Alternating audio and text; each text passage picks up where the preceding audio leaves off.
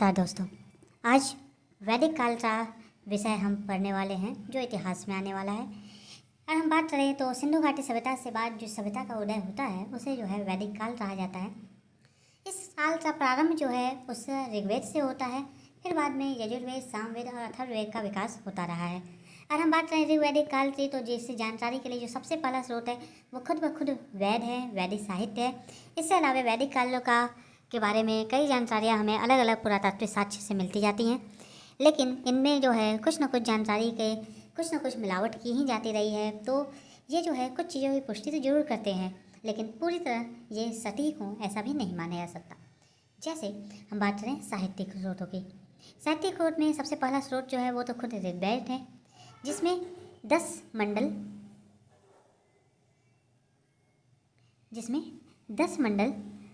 और 1028 सूक्त हैं। इनकी रचना 1500 ईस्वी पूर्व से 1000 ईस्वी पूर्व के मध्य हुई है।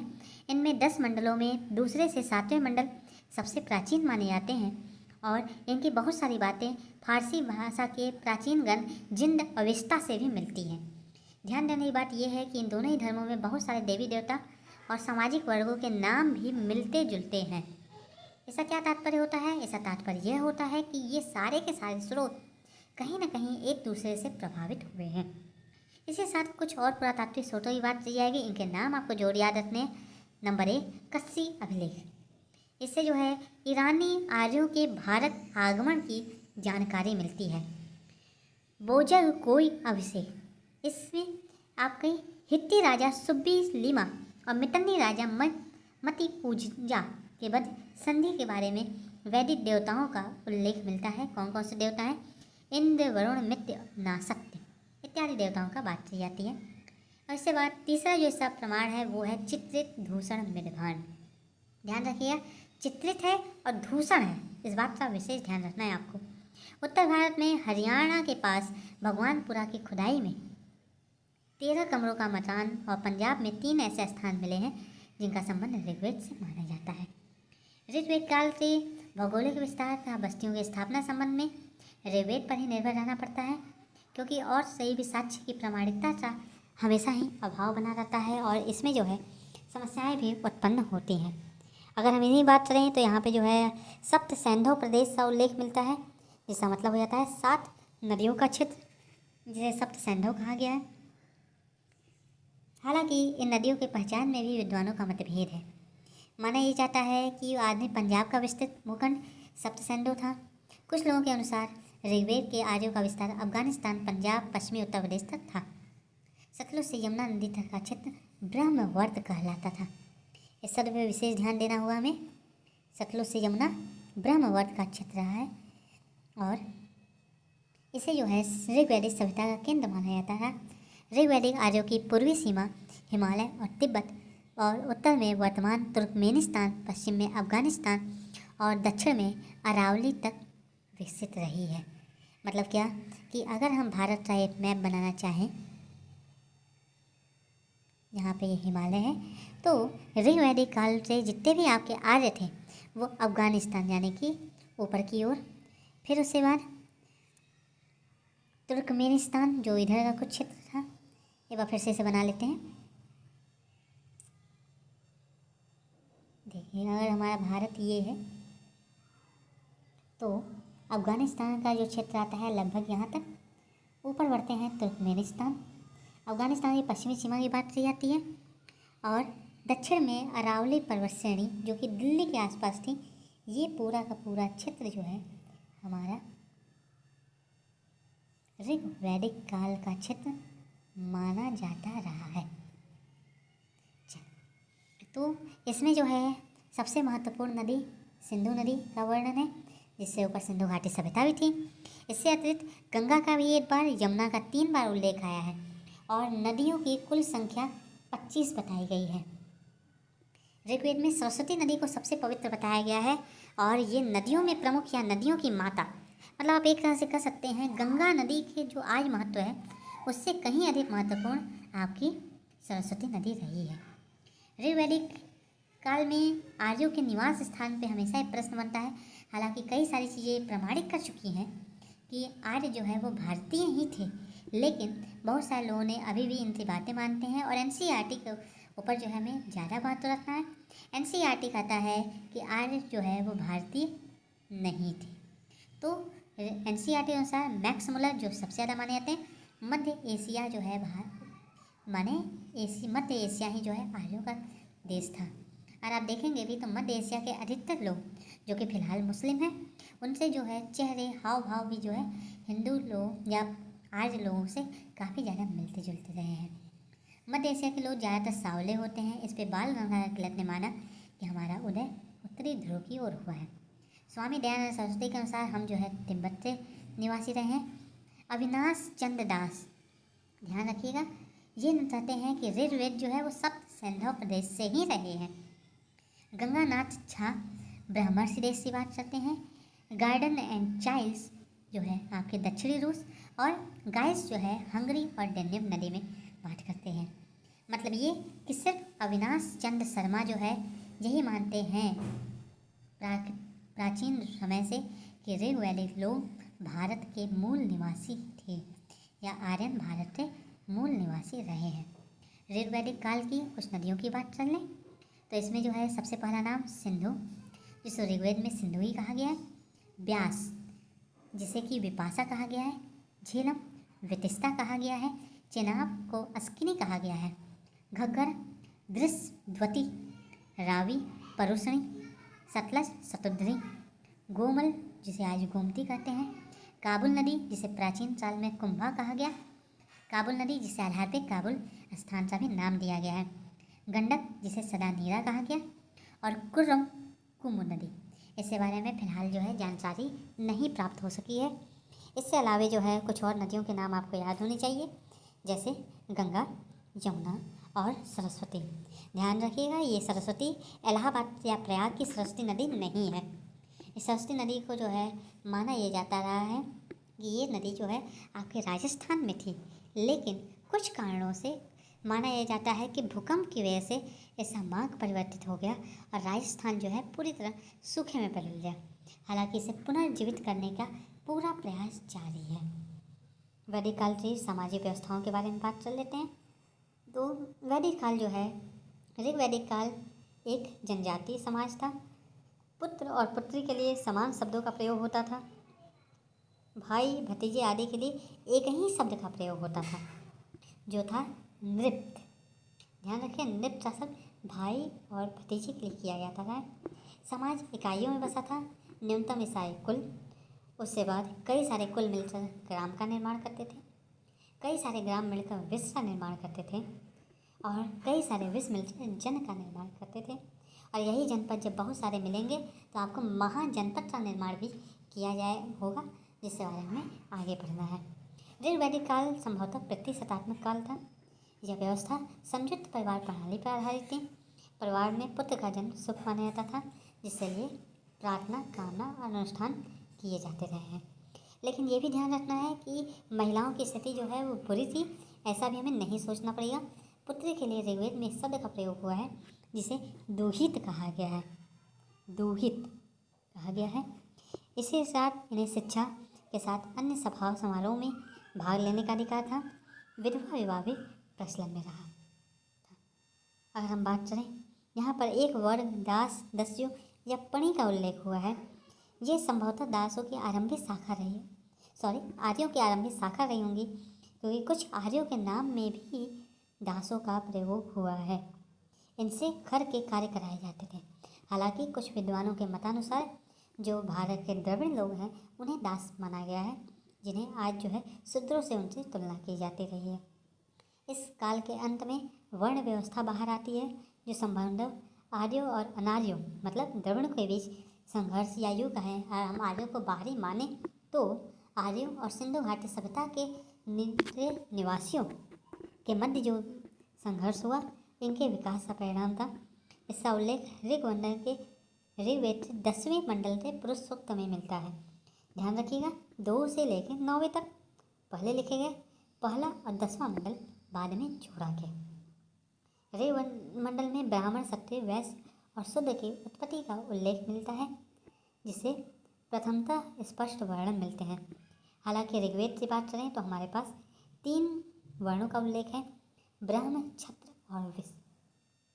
3 वर्ण, 3 गुण, 3 रत्न, ये सारे जो है आपको ऋग्वेद में देखने को मिलते हैं। हालांकि बाल विवाह का प्रचलन तो नहीं था, लेकिन अंतर्जातीय विवाह का प्रचलन हुआ करता था। ऋग्वेद का अर्थव्यवस्था का मुख्य स्तंभ पशुपालन था। पशु की प्राप्ति के लिए प्रार्थनाएं और अनुष्ठान किए जाते थे। मतलब यही हो जाता है कि पशु आय के मूल साधन थे। गाय इसमें सबसे महत्वपूर्ण था। यह संपत्ति का प्रमुख स्रोत था और इसे अखन्या या न मारे जाने योग्य भी कहा गया है। लेकिन यहीं पे ये बात और भी याद रखनी चाहिए कि अतिथि यानी गेस्ट को गोहंता कहा गया है। गेस्ट के आने के बाद गायों को काटा जाता था। तो ये जो है थोड़ा सा यहाँ पे समस्या बनती रहेगी, जो कि आज भी हमारे सामने है। अभी जो है ऋग्वेद में से संबंधित प्रक्रियाओं का चतुर्थ वर्ण में मिलता है। यहाँ का कृषि का स्थान तो गौण था, लेकिन फसल के रूप में यव, जिसे आज हम जौ या बार्ले कहते हैं, उसका प्रयोग किया जाता है। और आज भी आप जानते होंगे जितने भी वैदिक कर्मकांड हैं उनमें जौ का एक महत्व है। आप सबों के घरों में जब भी दुर्गा जी की कलश स्थापना होती है तो उससे आसपास जो है जौ को बोने का नियम माना जाता है। यहाँ पर जन शब्द का प्रयोग हुआ है, जो कि सामुदायिक नियंत्रण स्थापित करता था। भूमि पे व्यक्तिगत अधिकार के प्रमाण तो प्राप्त नहीं हुए। यहाँ पर अयस शब्दों का प्रयोग हुआ है, जिनकी पहचान तांबे और कांसे के रूप में की गई है। लोहे के पहचान से प्रमाण कम मिले हैं। जैसा मैंने आपको पहले बताया, लोहा भारत में दक्षिण भारत से उत्तर भारत की ओर फैला है। ऋग्वेदिक कार्य कहाँ थे? उत्तर और पूर्वी भारत में, उत्तर और पश्चिमी भारत में थे। तो उनका जो है लोहे से संपर्क काफ़ी लेट हुआ होगा। यहाँ पर जो है ऋग्वैदिक सभ्यता का मुख्य रूप से वस्तु विनिमय प्रणाली पर आधारित था। यहाँ की राजनीतिक व्यवस्था की बात की जाए तो राज्य का मूल आधार परिवार था। आपको याद होगा, कुल, ग्राम, विष और उसके बाद जनपद, ये सभी कुछ।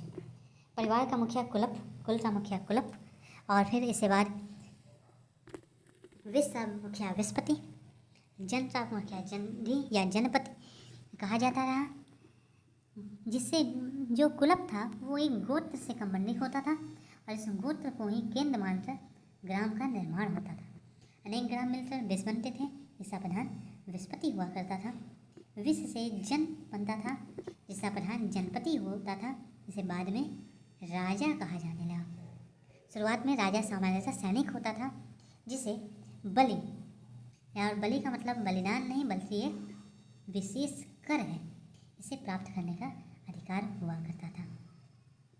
कबीलों के आधार पर बने बहुत सारे संगठनों का ऋग्वेद में उल्लेख मिलता है, जैसे सभा, विदत, समिति और गण।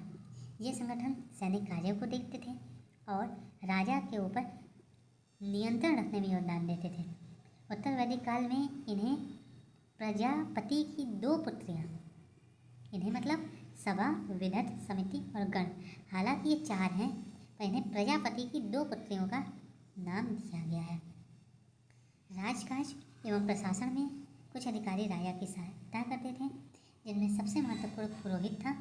इससे अतिरिक्त सेनानी, वाजपति, ग्रामणी, स्पस आदि हुआ करते थे। सेनानी, वाजपति जो चारागाह का अधिकारी है, ग्रामणी जो ग्राम का प्रमुख है, स्पस जासूस के लिए कहा जाता है। ऋग्वेद में किसी प्रकार के न्यायाधिकारी का उल्लेख नहीं है, तो इनसे जो भी न्याय या दंड का विधान होता था ये संभवतः वहाँ की गांव की जो आपकी पंचायत कह सकते हैं या फिर वहाँ के जो भी आपके मुखिया होते थे उनके द्वारा जो है दंड का विधान किया जाता था। राजा कोई अस्थायी सेना नहीं रखता था, लेकिन युद्ध के समय हर एक जनमानस को संगठित कर लेता था।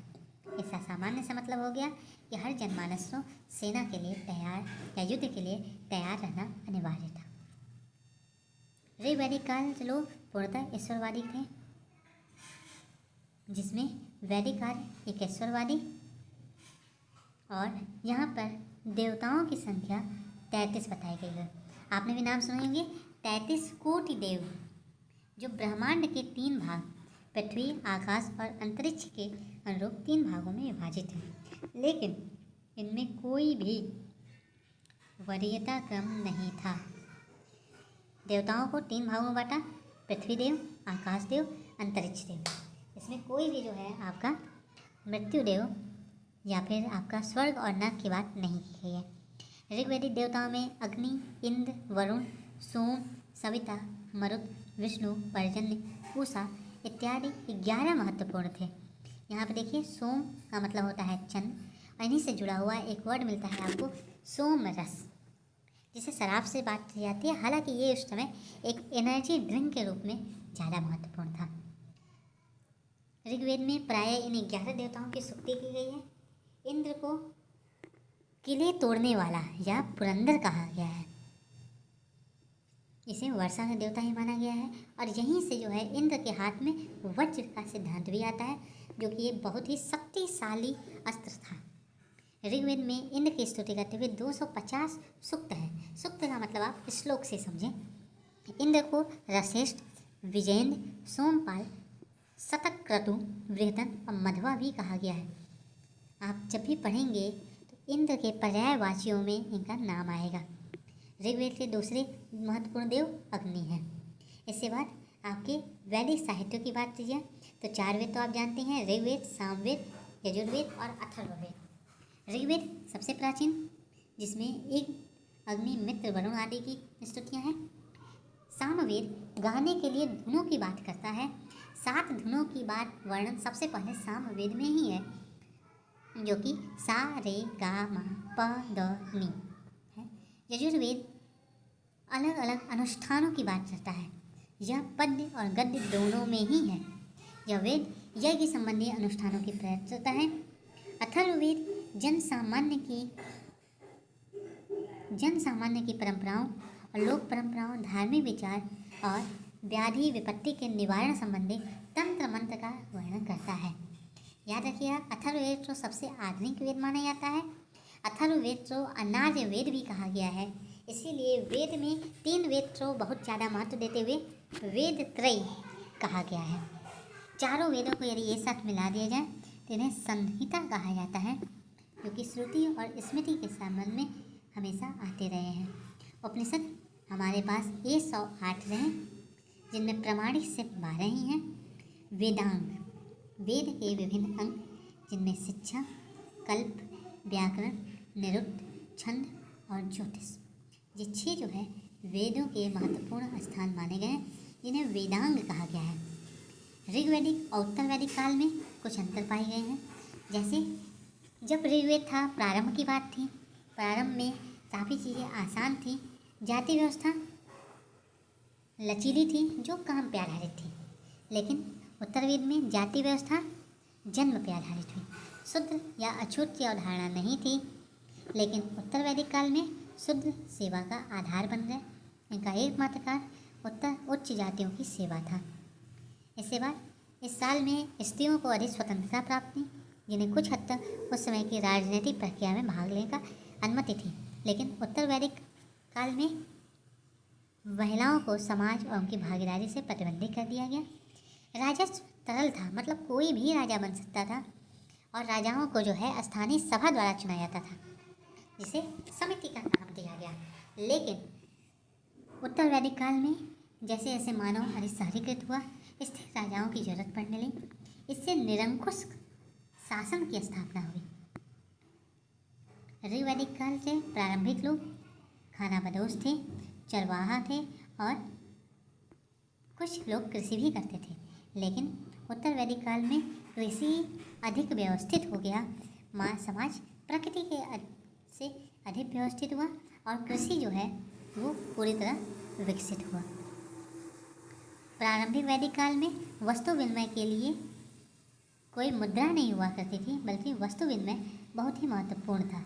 ऋग्वैदिक काल में वस्तु विनिमय चलन में था, लेकिन सोने और चांदी के सिक्के का प्रयोग किया जाने लगा, जिसे कृष्णला कहा गया। ऋग्वैदिक काल में ऋग्वेद की अधिकतम बातें होती रही, जबकि उत्तर वैदिक काल जो है ऋग्वेद, यजुर्वेद, सामवेद और अथर्ववेद में अधिक आधारित था। यही था वैदिक काल। इसके बाद जो है वैदिक काल से बादशाह जो है हमारे सामने आ जाता है, पूर्व मौर्य काल या महाजनपद काल। इसके बारे में हम लोग अगली कक्षाओं में पढ़ेंगे। फिर मिलते हैं आपसे, तब तक के लिए